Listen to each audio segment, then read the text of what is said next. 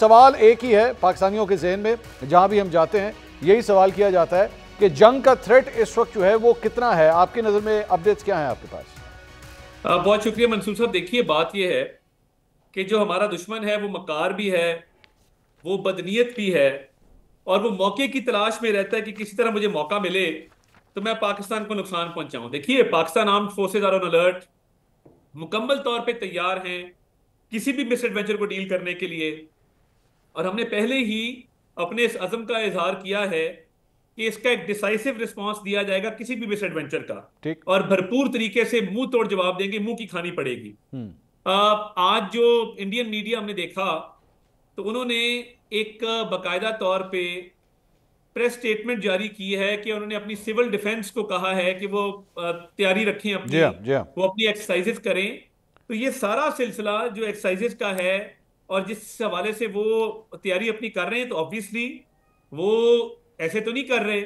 तो उन्होंने दिन ब दिन जो है वो एक बिल्डअप और वॉर हिस्टीरिया उनके मीडिया का भी बड़ा है। But having said that, Pakistani कौम भी तैयार है, और जैसे हमने कहा कि हम तैयार हैं, आजमाना नहीं, पाकिस्तानी कौम भी तैयार है।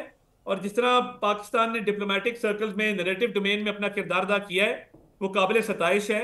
तो इनकी हर तरह की एग्रेशन का बड़ा भरपूर और मुंह तोड़ जवाब दिया जाए। तार साहब, ये बताइएगा कि हमें बॉर्डर के हवाले से, बल्कि as a matter of fact line of control के हवाले से पिछले चंद दिनों से, अब तकरीबन 9-10 दिन हो चुके हैं कि बार बार ये खबरें आ रही हैं कि फायरिंग का एक्सचेंज हो रहा है दोनों ममालिक के दरमियान।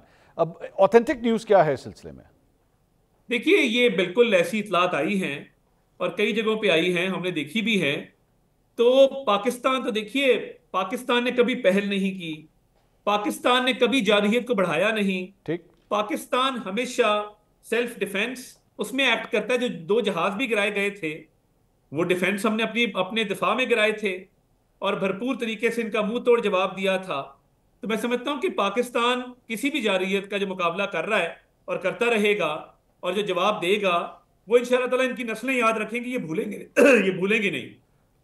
तार साहब, इस सारी सिचुएशन में एक चीज़ बार बार जेहन में आती है कि क्या हम लोग इस वक्त एक ऐसी सिचुएशन में बैठे हुए हैं वेयर वी आर वेटिंग कि पहला स्ट्राइक जो है वो वहाँ से होगा? मतलब जाहिर बात है हम इसी वेटिंग गेम के अंदर इस वक्त मौजूद है ना, कि पहला स्ट्राइक वहाँ से होगा और उसके बाद अगला स्ट्राइक जो है वो हमारी तरफ से होगा। यही सिचुएशन है या this could be the other way around as well?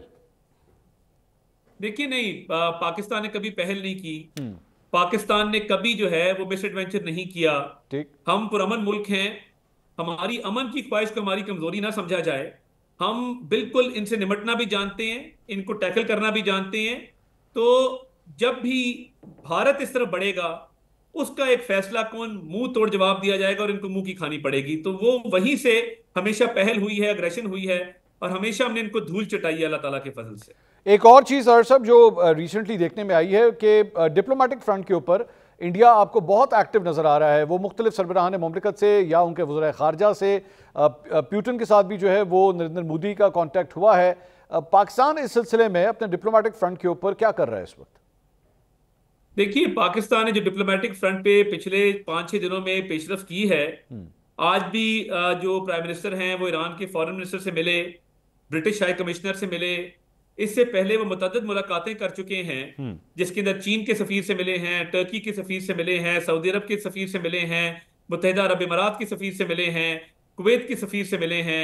उनकी बात हुई है यूएन सेक्रेटरी जनरल से 2 दफा, उनकी बात हुई है Marco Rubio US secretary of state से, उनकी बात हुई है अमीर कतर से, उनकी बात हुई है मलेशियन प्राइम मिनिस्टर से।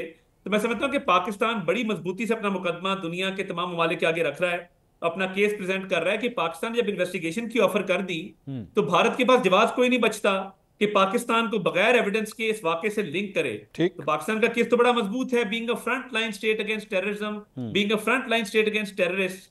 और भारत दूसरी तरफ स्टेट स्पॉन्सर्ड टेररिज्म में इन्वॉल्व है, वो सिखों की असैसिनेशन हो कनाडा में, यूएस में, ऑस्ट्रेलिया में, तो भारत उस पर पूरी तरह मुलविस रहा है। कुलभूषण यादव का मामला है, और मैं ये समझता हूं कि जो सफारती महाज पे आज हमने यूएन सिक्योरिटी काउंसिल में कश्मीर का केस उठाया है, वो भी पाकिस्तान की तरफ से मास्टर स्ट्रोक है और बड़ी टाइमली मूव है। तो सफारती महाज पे भारत जो तवक्को कर रहा था उसको वो कामयाबियां नहीं मिली, और पाकिस्तान फोर फ्रंट पे रहा है अल्हम्दुलिल्लाह।